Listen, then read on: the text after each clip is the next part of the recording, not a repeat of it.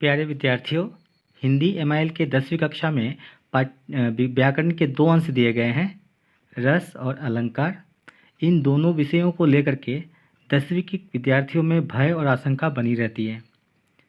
तो इसी भय और आशंका को दूर करने के लिए मैंने यह वीडियो आप लोगों के लिए बनाया है और इसे बनाते वक्त मैंने इस बात का ध्यान रखा है कि ये काफ़ी सरल और सहज है और इसमें मैंने कुछ ट्रिक भी लिए हैं जो कि आप लोगों को परीक्षा में काफ़ी मदद करेगी। और इसमें मैंने केवल रस को ही लिया है आज, अगले अंश में मैं अलंकार को लेकर के आऊँगा। तो चलिए हम शुरू करते हैं। सबसे पहले रस की परिभाषा जान ले। यहाँ मैंने रस की परिभाषा को नहीं लिखा है यहाँ पर। क्वेश्चन नंबर 9, 10 ये सब प्रश्न ज़्यादातर इम्पोर्टेंट है परीक्षा के लिहाज से। अगर कोई नया क्लास 9 से 10 में जाने वाले विद्यार्थी हो, उसके लिए मैं अगले 2-3 वीडियो के बाद मैं फिर से रस और अलंकार के बारे में अच्छी तरह से लेकर के आऊँगा। फिलहाल महत्वपूर्ण प्रश्नों का उत्तर ही हम लोग यहाँ देखते हैं। किस रस को रसराज कहते हैं? तो उत्तर होगा श्रृंगार रस को रसराज कहते हैं। निम्नलिखित रसों को उदाहरण सहित परिभाषित करो। याद रखें विद्यार्थीगण, परीक्षा में किन्हीं 2 रसों का या किन्हीं एक रसों का उदाहरण सहित परिभाषा लिखने के लिए आएगा। मैंने यहाँ सभी का परिभाषा यहाँ दिया है। तो सबसे पहले देखिए श्रृंगार रस। आप लोगों को पता है, जैसा कि क्वेश्चन नंबर 9 में मैंने लिखा था कि श्रृंगार रस को रसराज कहते हैं, तो वही श्रृंगार रस का परिभाषा मैंने इस तरह से बनाया है। देखिए, कविता, नाटक आदि के पढ़ने सुनने के से विभाव, अनुभाव और व्यभिचारी भाव के संयोग से हमारे हृदय में स्थित स्थायी भाव में से रति नामक स्थायी भाव जागृत हो तो हम उसे श्रृंगार रस कहते हैं। इस रस को रसराज भी कहते हैं या कहा जाता है। ये 2 प्रकार के हैं, संयोग श्रृंगार और वियोग श्रृंगार। तो देखिए, संयोग श्रृंगार अगर किसे कहते हैं, वियोग श्रृंगार किसे कहते हैं, यह प्रश्न हालांकि इम्पोर्टेंट नहीं है। अगर आ जाए तो आप लोग इस तरह से लिख सकते हैं कि जब नायक नायिका दोनों साथ रहे या पास रहे तो वो संयोग श्रृंगार होता है, और वियोग श्रृंगार तब होता है जब नायक या नायिका एक दूसरे से कुछ समय के लिए बिछड़ जाए तो वो वियोग श्रृंगार होता है। तो दोनों का ही मैंने यहाँ उदाहरण दे दिया है। कर धर करु मोहे पार कन्हैया, देव हम अपुरूप हार कन्हैया। तो यह संयोग श्रृंगार का उदाहरण है। वियोग श्रृंगार का उदाहरण देखिए, नागमती चित्तौर पत हेरा, पीयूष गए पुनः किन्हू न फेरा। ये नागमती वियोग खंड से लिया गया है। तो उसके बाद का प्रश्न देखते हैं हम। हास्य रस। हास्य रस को मैंने इस तरह से परिभाषित किया है, कविता, नाटक आदि के पढ़ने सुनने के बाद विभाव, अनुभाव, व्यभिचारी भाव के संयोग से हमारे हृदय में स्थित स्थायी भावों में से हास्य नामक स्थायी भाव जागृत हो जाए तो हम उसे हास्य रस कहते हैं। उदाहरण मैंने लिया है हास्य रस का कि मैं महावीर हूँ, पापड़ को तोड़ सकता हूँ, गुस्सा आ जाए तो कागज़ को भी मोड़ सकता हूँ। अतः पढ़ने के बाद जब हमारे मन में हंसी का भाव उत्पन्न हो तो वो हास्य रस कहलाता है।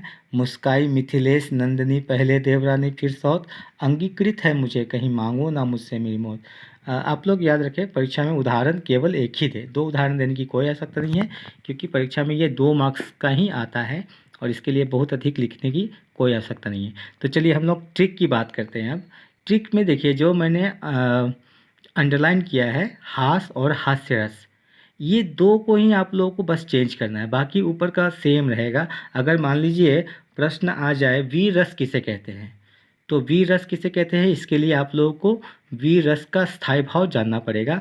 वीर रस का स्थायी भाव उत्साह है।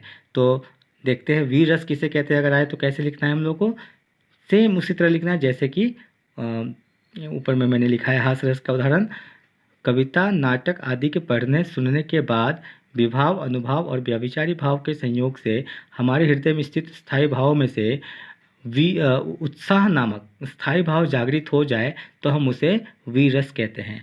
अतः आप लोग अगर एक ही परिभाषा, ये परिभाषा हास्य रस की अथवा या फिर मैंने जो लिखा है श्रृंगार रस की, अगर ये परिभाषा आप लोगों को याद हो जाए तो सारा का सारा परिभाषा आप लिख सकते हैं। याद रखिए, इसमें मैंने लिखा है श्रृंगार रस को रसराज कहा जाता है। आप लोग कभी दूसरे रसों के बारे में ऐसा ना लिखें, हास्य, वीर, करुण आदि के बारे में आप लोग रसराज कैसे ऐसा मत लिखिए।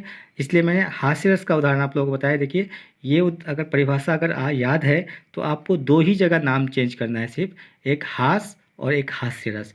तो वीर अगर रस का अगर परिभाषा दे रहे हैं तो उत्साह और वीरस कहते हैं, इस तरह से लिखें। सिर्फ आप लोगों को उदाहरण अलग अलग देना होगा। जैसे कि देखिए मैंने यहाँ पे ये परिभाषा नहीं लिखा है, परिभाषा ना लिख करके मैंने सीधा यहाँ पे आप लोगों को स्थायी भाव लिख दिया है उत्साह, और इसका उदाहरण मैंने दे दिया है, जब घायल हुआ हिमालय, खतरे में पड़ी आज़ादी, जब तक थी सांस लड़े वो, फिर अपनी लाश बिछा दी। तो ये बस आप लोगों को स्थायी भाव याद करना है, आप लोगों को इसका उत्साह याद रखें। आप लोग जैसा मैंने यहाँ लिख दिया उसी तरह नहीं लिख दीजिएगा, ये ऐसा लिखना होगा। ये पूरा का पूरा लिख करके आप लोग को सिर्फ हास्य के जगह में उत्साह लिखना होगा और हास्य रस के जगह में वीर रस लिखना होगा। बाकी सेम टू सेम आप लिख सकते हैं, बस आप लोगों को उदाहरण याद करना है। इस प्रकार आप एक ही याद करेंगे तो आपको सारा के 9 के 9 या 11 के 11 रसों के बारे में आप लिख सकते हैं। तो करुण रस स्थायी भाव शोक है, इसका उदाहरण मैंने यहाँ लिखा है, देखिए मेरे हृदय के हर्ष आहा, अभिमन्यु तू है कहाँ। भयानक रस का स्थायी भाव है भय, आगे अजगर ही लखी पीछे मृगराय, बिकल बटोही बीच ही परियो मूर्छा खाए। रौद्र रस का स्थायी भाव क्रोध है, इसका उदाहरण मैंने लिखा है, श्री कृष्ण के सुन वचन अर्जुन क्रोध से जलने लगे, सब शोक अपनी भूल कर करतल जुगल मलने लगे। तो विभत्स रस का उदाहरण देखिए, इसका स्थायी भाव घृणा है, सिर पर बैठो काग, आँखिन दो खात निकारत, खिंचही जिबही स्यार, आनंद उड़ घात धारत।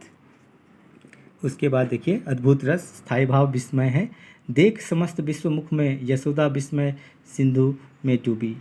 उसके बाद शांत रस का देखिए स्थायी भाव निर्वेद है, इसका मैंने उदाहरण दिया है, रहना नहीं देश वीराना है, यह संसार कागज की पुड़िया, बूंद पड़े गल जाना है, यह संसार झाड़ और झंखार, आग लगे बड़ी जाना है, यह संसार कांटों की बारी, उलझ उलझ मर जाना है, कहे कबीर सुनो भाई साधु, सतगुरु नाम ठिकाना है।